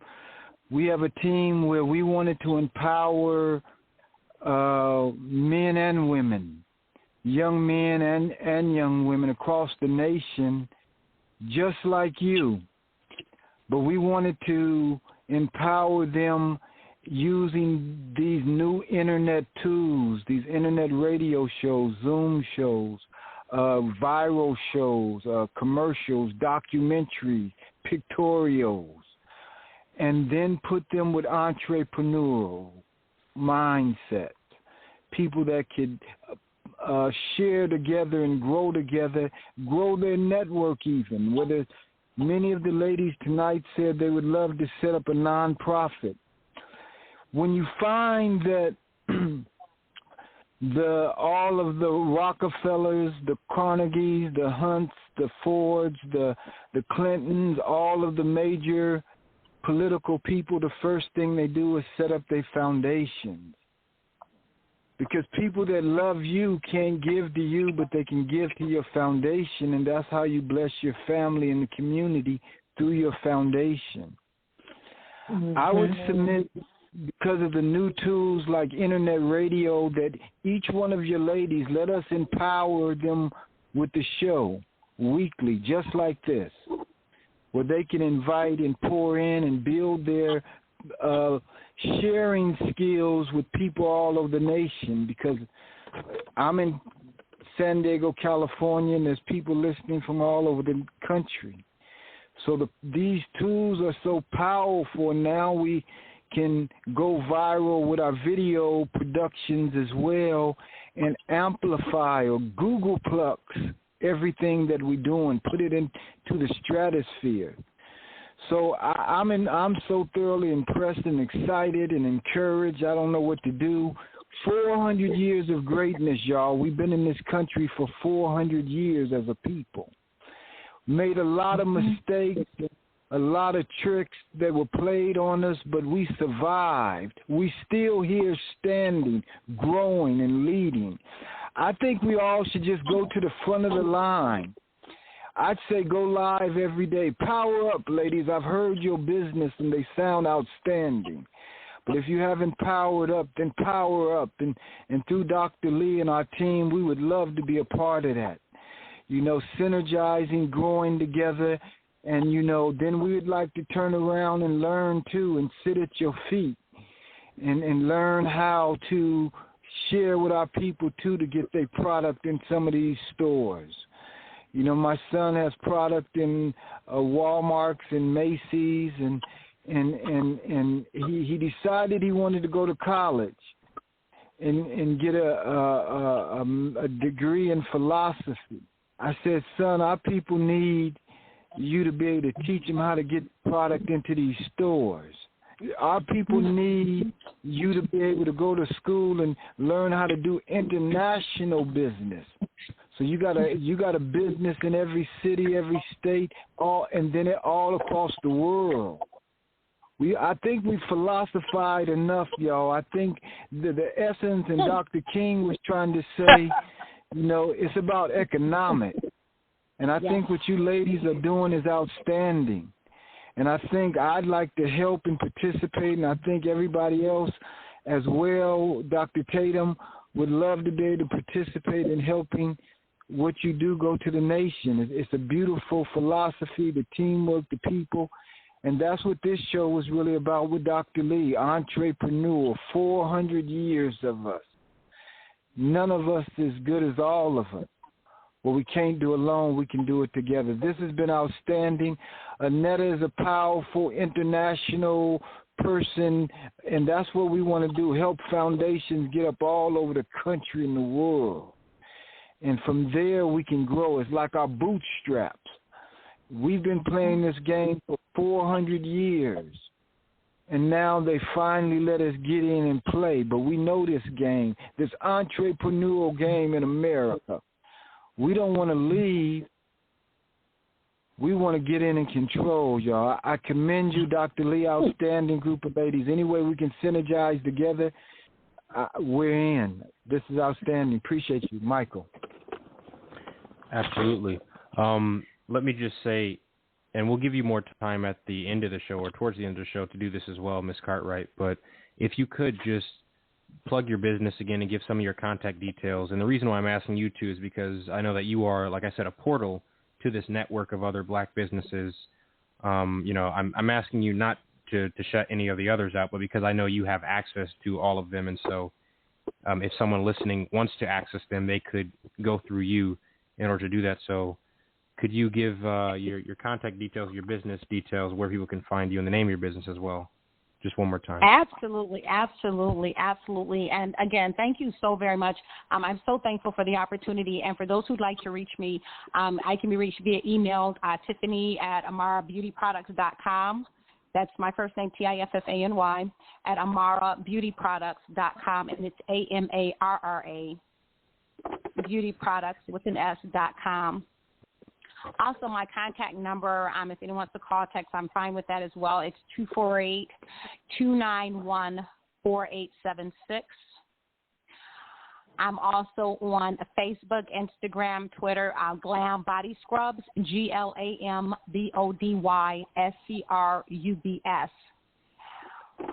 And that's on Facebook and Instagram and Twitter. And also, I have a personal page as well on Facebook, Tiffany Nicole Cartwright. And we as a group, many of the ladies who are on the call now, we also have a group on social media, Black-owned beauty brands. And so that's also set up as a Facebook group, Black-owned beauty brands. And it's on Instagram as well. And so anyone who is even aspiring, who's has a product or what have you that would like to learn more information about how to develop that brand, to pitch to stores, things like that, they're welcome to join the group. We right now have people from all over the country who are a part of it, and we're working together to support other businesses throughout this entire country, so that we can all get there together. Miss Tiffany, real quickly, would there be value in having distribution through the beauty shops across the country, particularly if we set up an internet show just like this, where the owner of the shop were the host of the show? We would step grade them in with the radio, internet, and then when they were ready, they would cut their cameras on, and then they would go live from their location. The beauty of that, then, all of the products could be showcased on those shows. The beauticians in the shops would love it. The owners would love it because it would bring foot traffic into their location. But if we could do that on the East Coast and on the West Coast, we would have distribution within those beauty shops in a way that it could be controlled weekly, because you could literally get on a email line or a conference call the night before the shows and feed into those shows. And then, the beauty of that networking that takes place becomes so strong. I'm curious, have you or any of your ladies written a book yet? Yes, first with the salons and spas, that's an awesome idea, phenomenal idea. One of the people that spoke earlier, Charity, she started doing that within the metropolitan Detroit area. So she does have her products with salons here in Detroit, but to do it on a national level will be absolutely awesome and amazing. That's a wonderful idea. In terms of the books, I've authored 3 books that are out on Amazon right now that I've authored, and I know that Crystal, who's on the call, has also authored a book recently as well.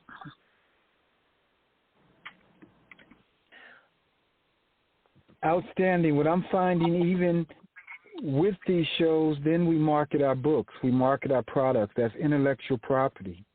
Anything with a how-to on it, how to be a mother when our sons are marching in the street. Any how-to book, less than 100 pages. Okay, it's not the name of your first book, but it's the name of your second book, because then you got a brand. And from the brand, you build intellectually, because I can get your book on the talk or the view, but you got to write the book. So when you have it now, we have fun in making sure people get your book, read your book. Then we turn it into an audio book, and you have another product. A downloadable book, now you have another product. The entrepreneurial synergy that we pull out right now, ladies, is what I'm really excited about, and I think that's the essence of what, as Michael said, we be unapologetic who we are to our people, and we lift ourselves up, but I think in writing of books and more books, I think a part of your curriculum should be to help, pull 300 women together and 10 at a table and encourage them to write, and you will get some bestsellers. Chicken Soup for the Soul was selling 20 million copies before the internet, before YouTube, but they were compiling the stories. And we've got stories, y'all, 400 years worth of stories. If we can master Amazon, they deliver anywhere in the country, free of charge within 2 days. Our pastors should be writing books every week. We should be encouraging, to write and write hard, because we have the ability now to market to the world. 2 billion people on the internet. We have the ability, y'all. And so I'm excited. I just want to keep synergizing. My conversation is endless, but my time is not. So I yield back to my brother Michael. Excellent. Appreciate that, Dr. Cannon. Let me ask you, Ms. Cartwright. Where do you see your business in 5 years? In 5 years, I expect to have a full-blown international beauty brand. And my mission statement is similar to that of Microsoft, where Glam Body Scrubs, Amarra products are in every household, on every dresser, at every bathtub, in every bathroom throughout the entire nation and countries around the entire world. Excellent. And those same manufacturing facilities that are starting here in Detroit, I want to be able to do the same thing in underserved, underprivileged communities throughout the entire country. And so Detroit is the start, but again, I want to have the same opportunities afforded to women everywhere. Excellent. How about let's say within a year or even the end of this year, a more something closer in time?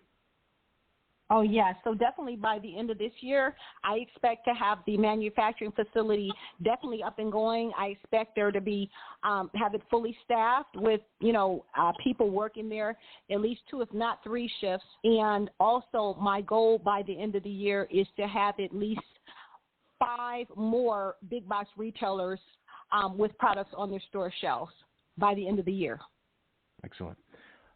Now, I want to ask you a question that's switching gears a little bit. With your knowledge and expertise and your particular experience, would you say that there are, or would you be able to speak on similarities and differences in terms of barriers to entrepreneurial success for Black women and Black men? That's a good question. I think that it seems in many cases that Black women are forging ahead, if you will. And I think that some of that has to do with the industries that seem to be growing right now. For example, beauty is big right now. There's a lot of, skincare and things like that.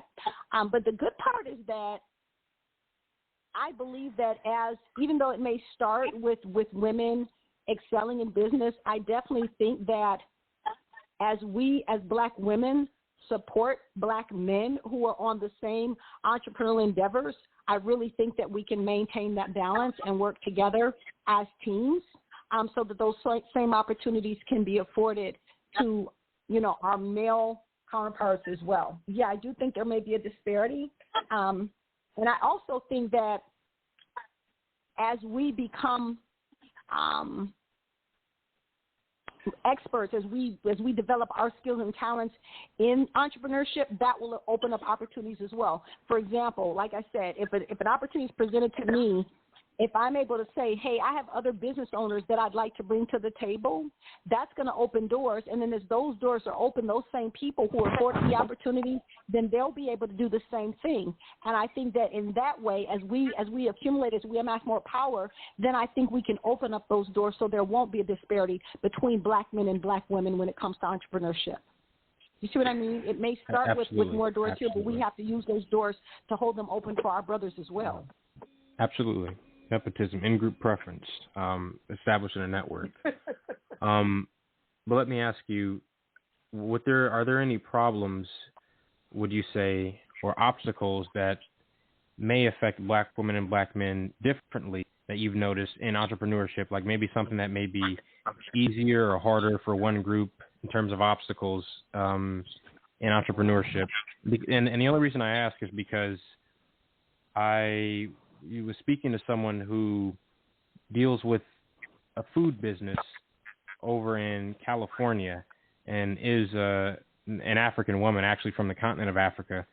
And one of the things she talks about is something that, I've been aware of and that other people have been aware of, how the interaction is different between, let's say, a male and a female. For instance, she was speaking about interactions she's had with Asian males and how when she as a female approaches them, maybe when they're doing business together, she can kind of sense some condescension and maybe some racism in a way that she doesn't feel she may get as upfront or as openly if she was a male, right? If you had 2 males there So have there ever been times where maybe you've experienced or you were aware of differences in treatment between people you've engaged with entrepreneurially, or let's say people you've worked with on the other side? Have you ever noticed the difference in treatment between males and females in your entrepreneurial work? Oh, absolutely, absolutely. I think Jackie referenced earlier in terms of contract manufacturers, being a Black woman, starting and growing a brand, it's been very, very challenging because, frankly, there are some companies that just don't take you seriously and that don't feel that you're competent or capable of doing what you're doing. And so, and there's definitely, you can tell not only by the demeanor and the conversation, but also in terms of the work product. You know, I've had, frankly, been burned by manufacturers that have sent things out that I thought, you know what, that I don't believe would happen if I were. I think that again, we have to prove ourselves, if you will, and show that we're very serious and we're very committed to our brand. And we do have to remain firm and very strong in terms of what we will and will not tolerate. You know, we've had experiences with other third parties that we're paying to do a certain thing where that job has not gotten done. And again, I think there's an expectation that we're just going to, you know, say, oh, okay, that's okay, that's okay. Well, no, we have to put our foot down and say, no, this is business. You know, this is business, and you don't get a pass and you don't get to step over me because I'm a Black woman. Absolutely.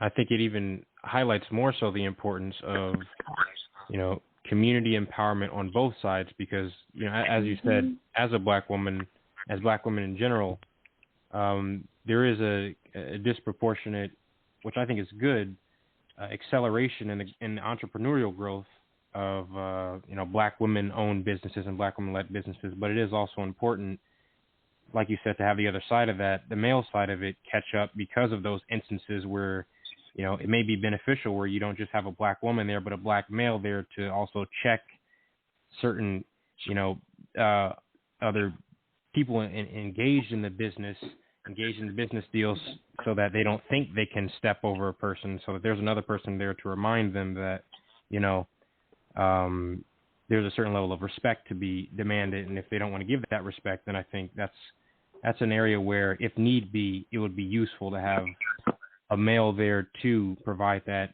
protection against that. So that does kind of, in my opinion, further highlight the importance of, yeah. Right, and like you were saying, and it's so important to really just stay woke when it comes to it. In other words, we have to be intentional. You know what I mean? We have to be intentional when it comes to supporting, when it comes to defending, when it comes to promoting. We have to make a conscious decision understanding the way things work. You know, in other words, like I said, if I get an opportunity, I can't afford to just take advantage of it by myself and not reach back and try to help other people cross over. We have to be intentional and say, you know what, I'm going to make it a point to bring other people to the table, knowing that as we bring them to the table, then they will in turn bring other people to the table. But it happens because we have to intentionally say in our mind, this is what we're going to do. You see what I mean? In terms of sharing information, we have to make it a point and say we're going to be intentional about getting knowledgeable information about helping other people, no matter who they are, because they're in the same boat. We're trying to accomplish the same goals, and we'll all get there faster when we work together. United we stand, divided we fall. That's just real talk, and it has to be that way. We as business owners, those of us who are entrepreneurs, we have to support. We have to help one another.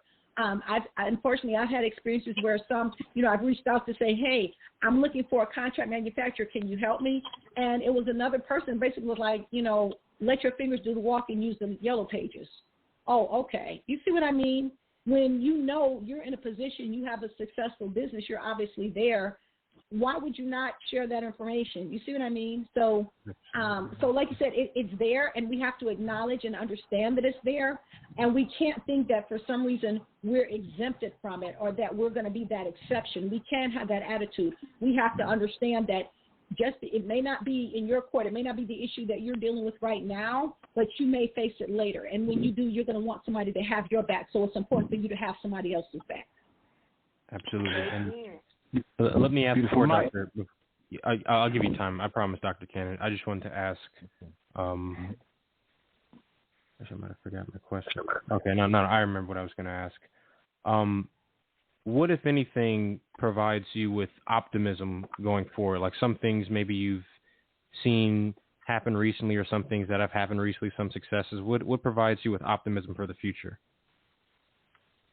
Well, I'm super optimistic right now here in Detroit at Global Empowerment.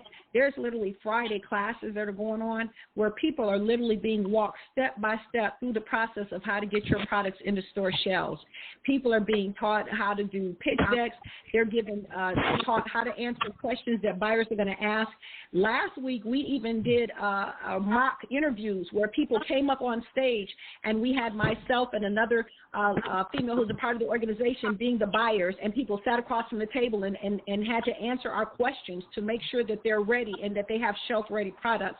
So I am super optimistic about that, because we're talking, hundreds, if not, almost thousands of people that are participating and that are learning how we can become business owners. And I'm excited about the opportunities that are being afforded, but I'm even more excited because we all have an understanding that as these opportunities present themselves, that we have to open the door and hold it open for others so we can bring as many people over as possible. So I see things changing, and I think that as we move and as we hope that those reparations will come, that when they do, we will be in a position where we talk about keeping dollars in the community and circulating it amongst the community. In order to do that, we have to have businesses, we have to have products, we have to have services that we can provide to one another so that we can do that. And I'm excited and I'm optimistic about the fact that that's where we are.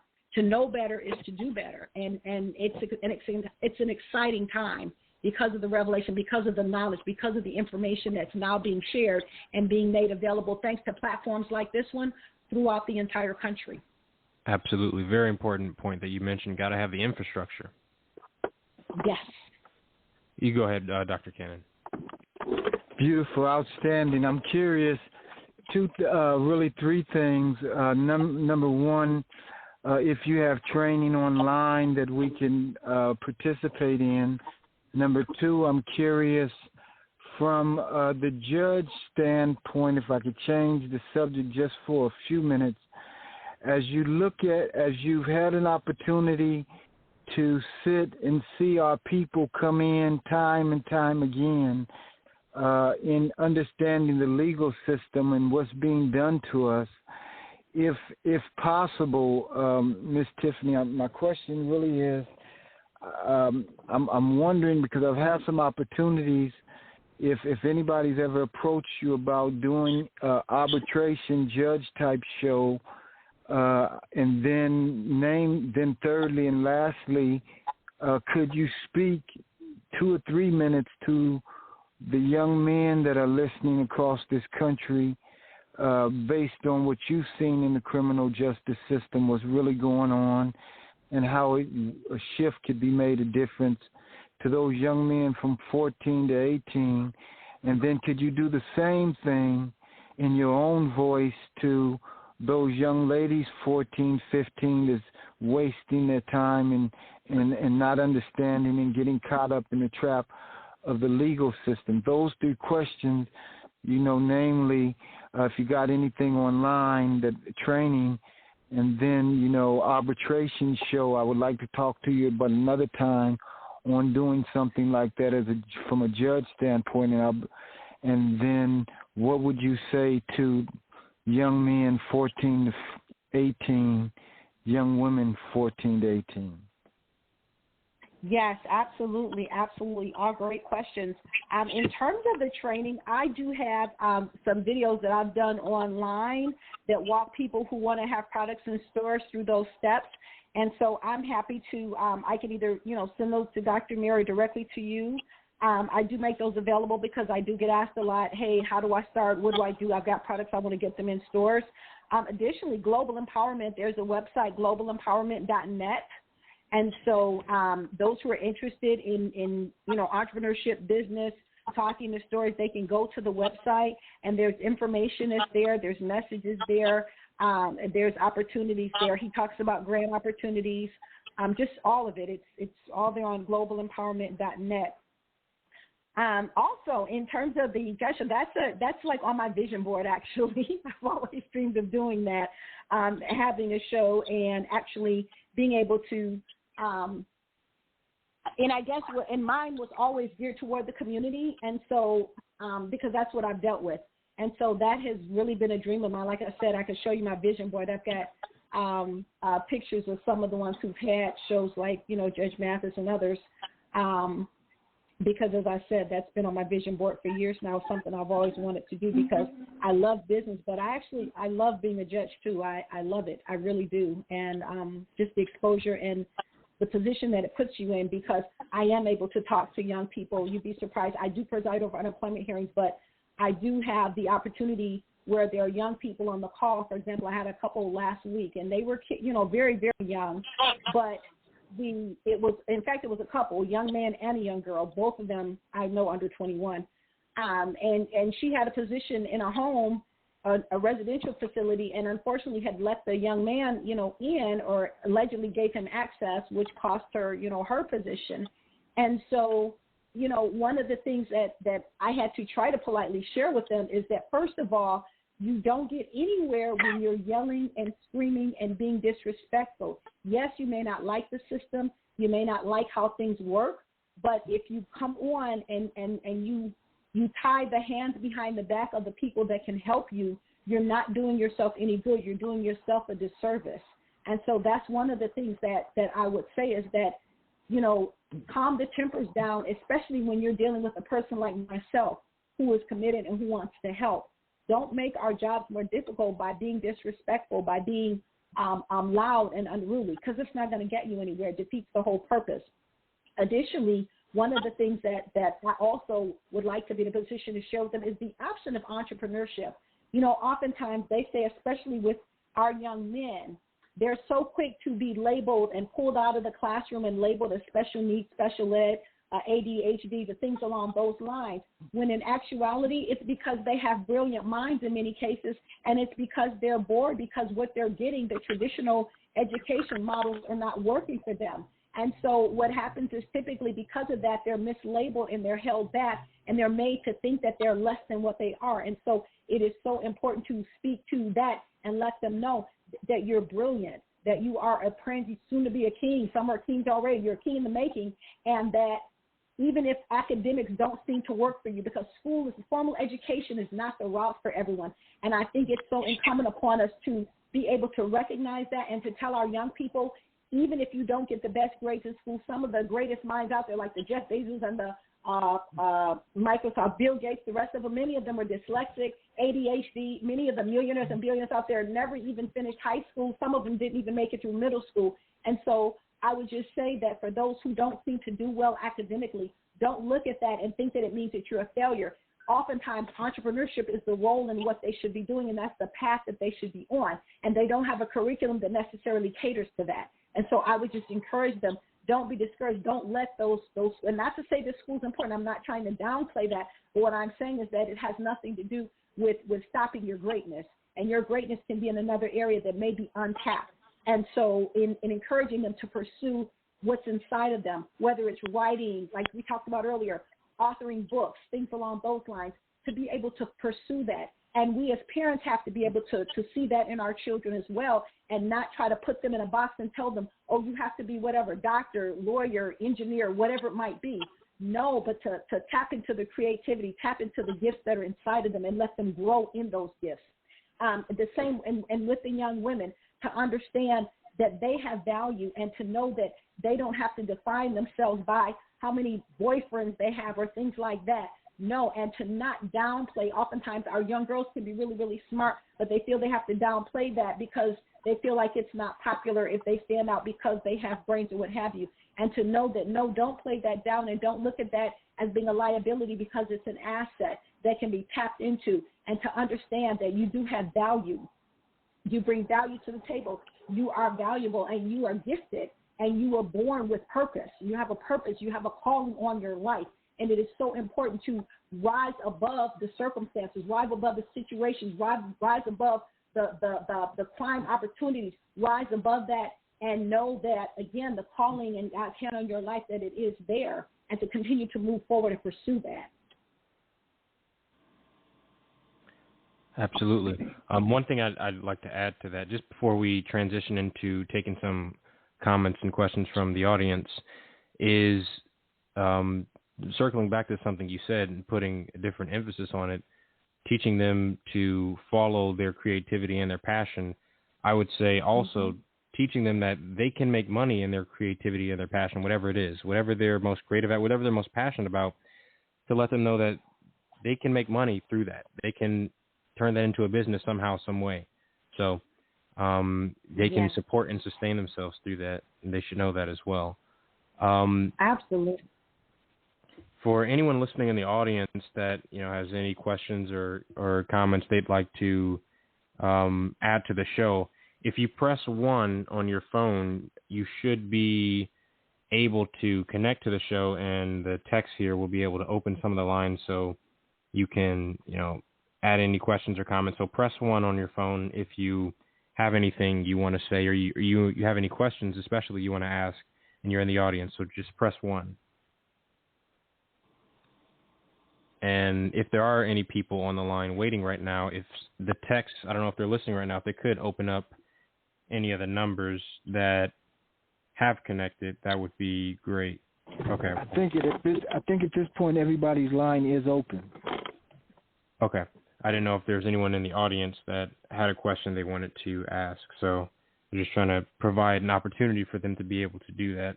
And again, if you are in the audience and you want to do that, just press 1 on your phone. But as of right now, it doesn't look like there's any questions, so we'll just proceed with the show.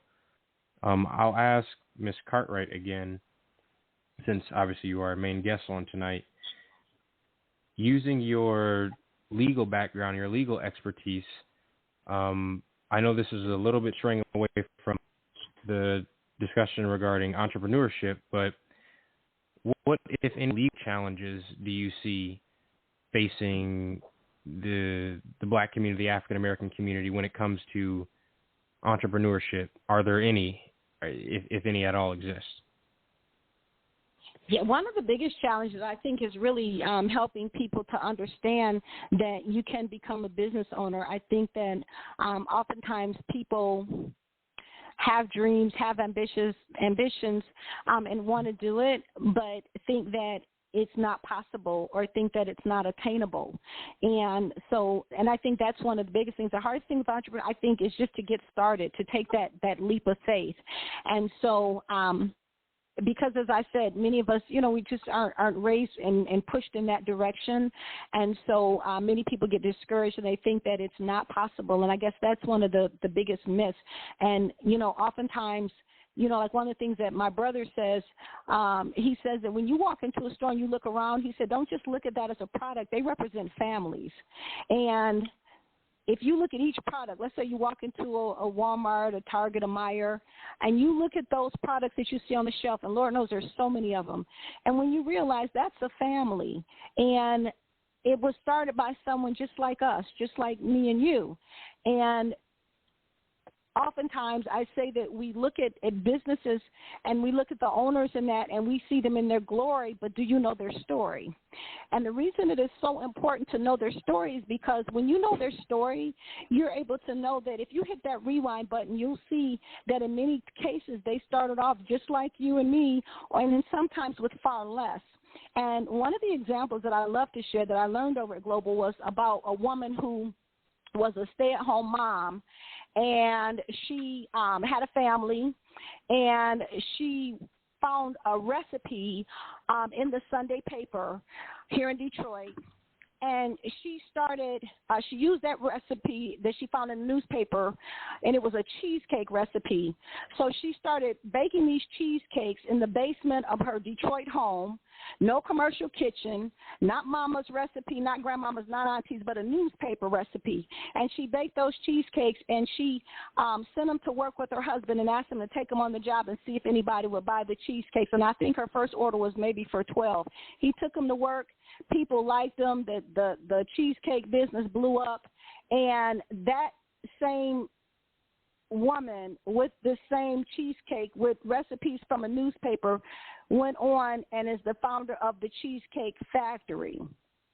And when we think about the Cheesecake Factory now and waiting in long lines, and they're all over the world now, not many people realize she started in a basement in Detroit. Stay-at-home mom with kids. You see what I mean? And so I think that's what we need to see more of. I know at Global Empowerment we have what's called the Triple S, the Sunday Success Story, and every week we study millionaires and billionaires, but he hits that rewind button so we can see how they started. And like I said, so many of the people that you see that are very, famous or established or whose stories that we study, they started with nothing. They started with nothing. And I think that in our community, it's the thought that you have to be rich to start a business, or you have to have this in place, you have to have that, you have to have this educational background. It's a deterrent in many cases, and it should not be. It should not be. And I think that once we can kind of get beyond those myths, we can dispel the myths about entrepreneurship and about what it really takes to start a business, I think that will open it up as an option. It doesn't cost a ton of money. Here in the state of Michigan, it costs $50. You file a piece of paper. It's a one-page document that you file with the state of Michigan for $50 to start your own LLC. Your tax ID number is free. The Dun & Bradstreet number, it's absolutely free. And so that's the type of information that we have to continue to share and impart so that entrepreneurship will become a more viable option for more of us. It's so Absolutely. much easier than we think. Excellent. So to answer the original question about obstacles, more so educational obstacles and obstacles of mentality, not knowing and not realizing the potential, not being aware. Exactly. Just misinformation and myth. Absolutely. So I'm being told there is a caller on the line with a question, so I want to open the lines to allow that caller to ask the question. It's the 269 number. I don't know if that line is open. Yes, thank you very much. To preface the question, from listening to you, that I wanted you to know that in the 1970s, after the results of the Civil Rights Movement, the retaliation by the American government found that the black family was a detriment to maintaining the status quo in terms of Jim Crow and racism. They had found in the Patrick Moynihan report of 1958 that the problem with the black family or the Negro family was that the black woman was too strong. So the black man and black woman as family, and those individuals who were not lawyers and doctors but middle class, were the ones who supported Malcolm X, Martin Luther King, Marcus Garvey, and the likes. And that the retaliation was that they created programs that would disenfranchise the male and created situations to destabilize the African American family by creating single family homes that it would be a single woman and her children, but no man, no husband. And as you know, that they had to have a man in order to have children. So you have that scenario, and then you have Ronald Reagan changing the standard of, well, not modifying the federal guidelines of what a minority was. Minority had to be someone who lost land, disenfranchised, the Native American, the African American, mainland Puerto Rican, the Alaskan. And he modified that to include women and others. But the thing was that the number one minority that was created, and she is a statistical majority, was the white woman. The European American woman was the statistical majority, but now is classified as a minority. And when they did the recent polls and they examined the minority companies, they found that the majority of the minority companies are either white women ran or where white women have taken over the husband's business and now have 51% ownership, but the status of the African American community has not changed. And as a result, this push for systemic racism has exposed this and now want to rectify this. And so what I love is that what you have said in terms of, one, the doors open for the woman, and that has been the case because statistically and institutionally that they have been trying to decrease the number of African Americans. And so my one question to the judge lawyer is that tomorrow Michael and others are going to be doing a program with the Wayne State University School of Medicine because in 2015 they tried to eliminate blacks in the field of medicine in the medical schools. And now we're in the same situation where they're trying to eliminate blacks in the medical schools again throughout the United States. Back in 2015, they wanted to replace them with foreign graduates from like Persia, Asia, India, stuff like that. Now, displaced the African American by replacing them with not just Africans who were new immigrants, but also they want to open up the Canada to bring in African Americans, where African Americans who have finished medical schools, some of them are not even allowed to finish their residencies in hospitals because it's not a position, because they're filled by foreign graduates. So, and all the graduates tend to be closer to European looking than African American looking. Is that a problem that you're seeing also in law school? And then the next thing, do you feel that you will see pushback? Because if you try to reestablish the black family, because in 1958, 75% of all the black households, Negro households, had a husband and a wife. It was only after that movement that it went down. So, so do you see there's going to be pushback for that? And I'm going to say pushback from that because from the female community, who may not know that all these efforts were to disenfranchise, destabilize the African American family. Yeah. I don't know, and I just say thank you so much for the comment. In terms of that lack of knowledge, I know that that's what's put out there, but I'm going to tell you, I think that black women have a better understanding than you may realize in terms of how that happens. I think that those of us like myself who have, been blessed with the opportunity to graduate law school and things like that, we are very, very, very aware of the disparity. And we understand that it's much easier for me. I graduated from U of M Law School, and I know that it was much easier for me to work for some of the largest law schools in the state than it was for black males who graduated with me. We understand that. We know that. Some of you may remember and know the story in terms of our past president with Barack Michelle Obama. She's a partner there at the law firm, and best believe it was much easier for her to hit that partnership role than it would have been for him, being a black male. So black women in many cases are aware of that disparity, and I think that because of that, we understand the importance of, like I talked about earlier, are making sure that we try to afford those opportunities, and when there is an opportunity, to bring black males to the table as well.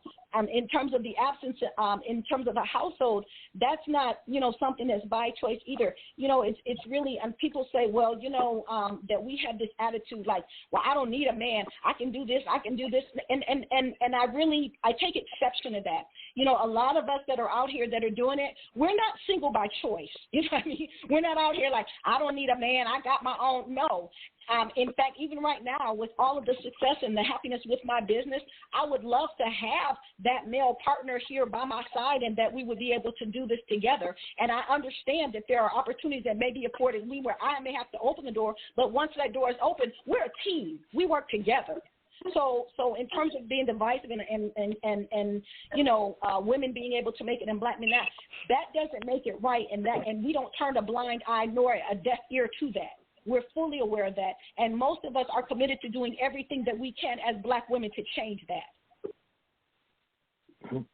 What the presence of the African American male in law school, is it a problem like we have in medical school?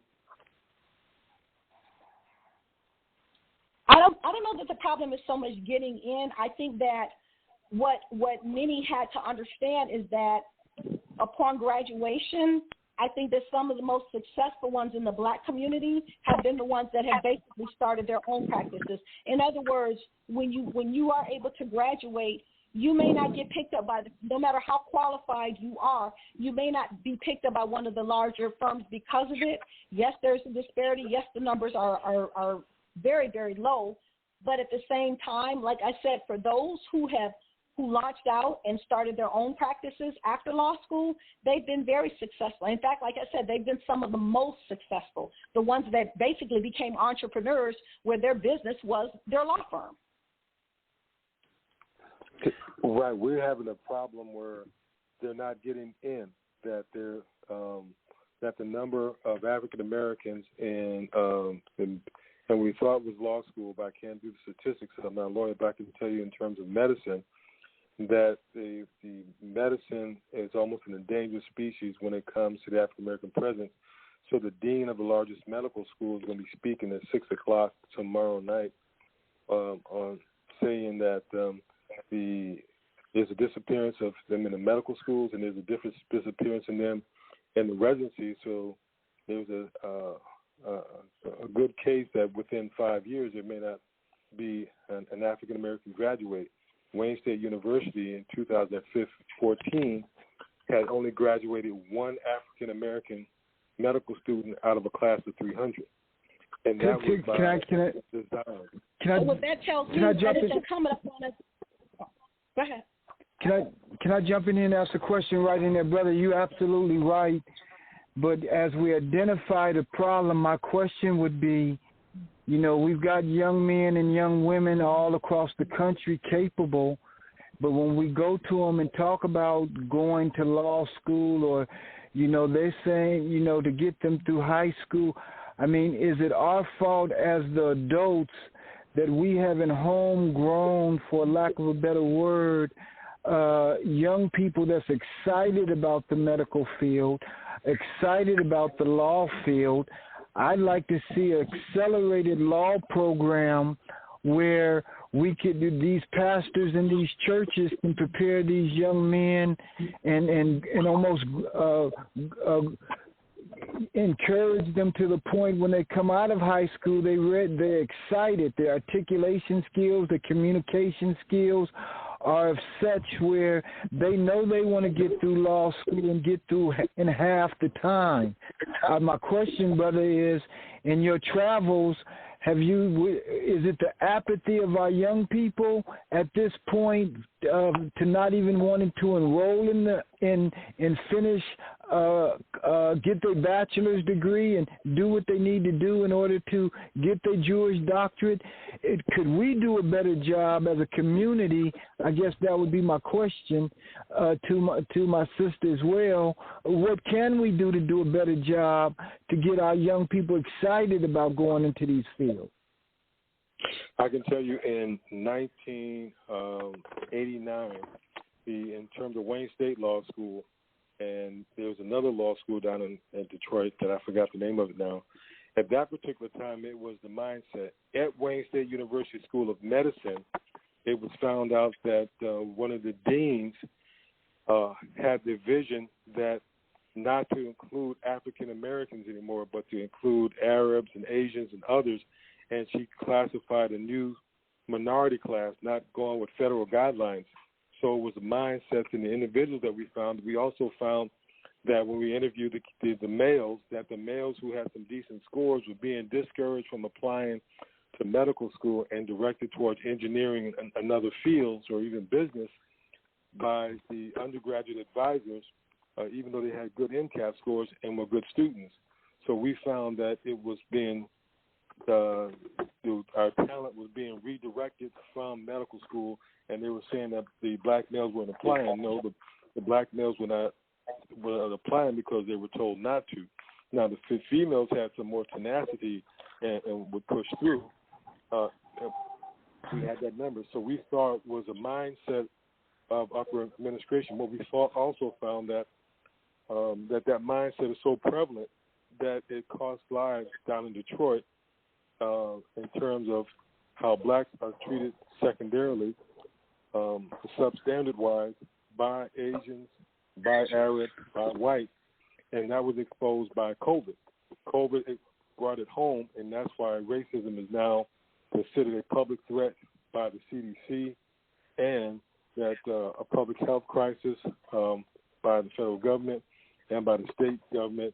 It's also a public health crisis. So racism has blocked educational opportunities and health opportunities. Yeah. Appreciate that. I'm going to intercept here because we do have, I think, one more caller, and we want to make sure that we're on track for, meeting our deadline. We do have to be off here about 11:20. So there is another caller on the line. We appreciate a previous caller your addition to the conversation, but I'm being told there is one more caller on the line whose number is ending in 0058. I don't know if that individual's line is open. Is that line open? Do we have the text to open that line? The number ending in 0058. Yes, that's my number, Veronica Thomas. I hit one by mistake. Okay, you're live. Okay, hi. I was up under Tiffany, but I didn't get a chance to speak, so I don't know if there's the opportunity to do it now. Yeah, you've got about, because we are near the end of the show, Yes, you I'll should have make enough it time, about a minute or two. Go ahead. Okay, my name is Veronica Thomas. I'll make it very short. And I'm also from Global Empowerment, and my company is SSG, Safety Sporting Gear. I started off as a brand for sportswear, and I just turned it into a full brand.